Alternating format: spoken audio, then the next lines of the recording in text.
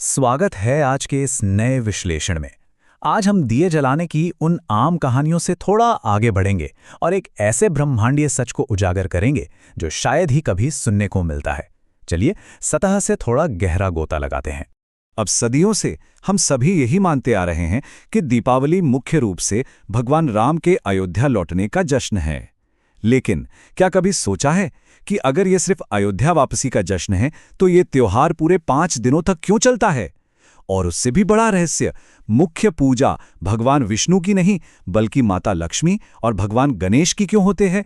तो इन गुत्थियों को सुलझाने के लिए आज हम दिवाली के असली रहस्य, धनतेरस, नरक चतुर्दशी, महालक्ष्मी पूजा, गोवर्धन व भाई दूज और अंत में आत्मा की पूर्णता पर बात करेंगे। एक एक करके हम इन सभी प्रचलित कहानियों की परतों को हटाएंगे।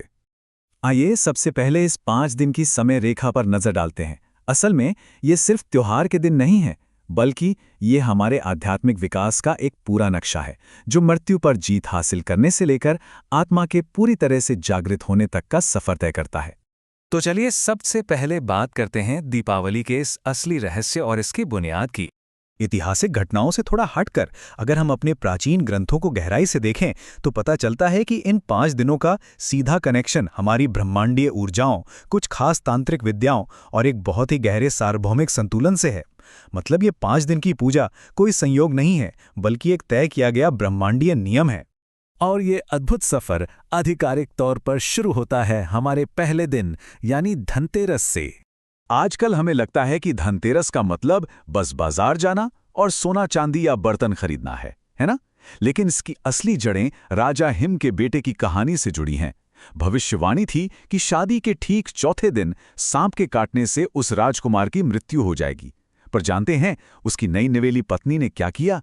उसने लालच में नहीं बल्कि मृत्यु के देवता यमराज को अपनी भक्ति की चमक से अंधा करने के लिए अनगिनत दिए जलाए और सोने चांदी का एक बड़ा सा ढेर लगा दिया। उस रात का सबसे बड़ा सबक यही है कि सच्चा प्रेम मौत से भी ज्यादा ताकतवर होता है। यमराज भी उस पत्नी की कहानियों और उन दियों की तेज रोशनी में इतने खो गए कि उन्होंने राजकुमार को बख्श दिया। ये इस बात का सबूत है कि हमारी सचेत भक्ति और मानवीय प्रेम साक्षात मृत्यु को भी मात दे सकता है। अब आते हैं दूसरे दिन पर यानी नरक चतुर्दशी। ये दिन अहंकार के पूरी तरह से नष्ट होने का प्रतीक है। यहां हमें एक बहुत ही भयंकर ब्रह्मांडीय युद्ध देखने को मिलता है। एक तरफ है नरकासुर का चरम अहंकार, जिसे ये वरदान था कि दुनिया में सिर्फ उसकी मां ही उसे मार सकती है, और दूसरी तरफ है माता सत्यभामा का एकदम दिव्य और न्यायपूर्ण क्रोध, जो खुद भूदेवी यानी नरकासुर की मां का ही अवतार थीं। ये हमें साफ साफ बताता है कि अहंकार चाहे कितना भी अजेय क्यों ना लगे, वो हमेशा अपने ही उद्गम के हाथों मारा जाता है। माता सत्यभामा के उस प्रचंड प्रहार से नरकासुर का अंत हुआ, 16,000 बंदी महिलाओं को आज़ादी मिली और स्वर्ग में फिर से रोशनी लौट आई।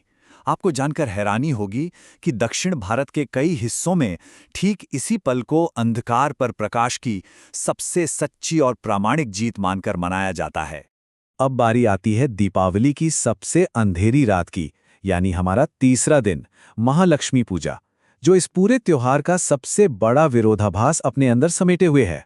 अब वो बड़ा सवाल, इस दिन भगवान विष्णु की पूजा क्यों नहीं होती? इसका सीधा सा जवाब है चातुर्मास। ये वो समय होता है जब भगवान विष्णु ब्रह्मांडीय निद्रा यानी योग निद्रा में लीन होते हैं। इस खास रात को पृथ्वी और ब्रह्मांड के बीच का पर्दा एकदम झीना हो जाता है और पूरे ब्रह्मांड को चलाने की जिम्मेदारी माता लक्ष्मी पर आ जाती है। इस रात अत्यधिक शक्तिशाली और सूक्ष्म ऊर्जाएं जागृत होती हैं। इस संतुलन को समझना बहुत जरूरी है। माता लक्ष्मी धन और संसाधनों का प्रतीक है, भगवान गणेश ज्ञान और सही दिशा के, माता सरस्वती विद्या की और भगवान कुबेर सुरक्षा के। जरा सोचिए, भगवान गणेश के विवेक या माता सरस्वती के ज्ञान के बिना सिर्फ और सिर्फ धन का होना कितना विनाशकारी हो सकता है। इसीलिए एक सही संतुलन बनाए रखने के लिए इन सभी शक्तियों की एक साथ पूजा की जाती है। ब्रह्मांडीय ऊर्जा की इस बेहद गहरी रात के गुजर जाने के बाद चौथा और पांचवा दिन हमारी इस आध्यात्मिक यात्रा को वापस धरती, हमारी प्रकृति और हमारे आपसी रिश्तों से जोड़ देता है। जरा ध्यान दीजिए, उत्तर भारत में गोवर्धन पूजा होती है, जो देवराज इंद्र के अहंकार के ऊपर प्रकृति के प्रति हमारे आभार को दर्शाती है। वहीं दक्षिण भारत में बलि प्रतिपदा मनाई जाती है, जो वामन अवतार के प्रति राजा महाबली की परम भक्ति का सम्मान है। अलग अलग परंपराएं होने के बावजूद दोनों का दार्शनिक सत्य बिल्कुल एक है कि सच्ची ताकत हमेशा हमारी विनम्रता और ईश्वर व प्रकृति के प्रति कृतज्ञता में ही होती है।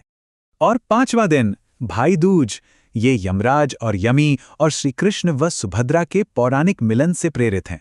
स्वागत के लिए दिए जलाना, माथे पर सुरक्षा का तिलक लगाना और एक दूसरे की रक्षा के वचन लेना, ये साधारण सी लगने वाली रस्में हमें बताती हैं कि दुनिया की सबसे बड़ी और परम सुरक्षा हमारे अटूट मानवीय रिश्तों में ही छुपी हैं।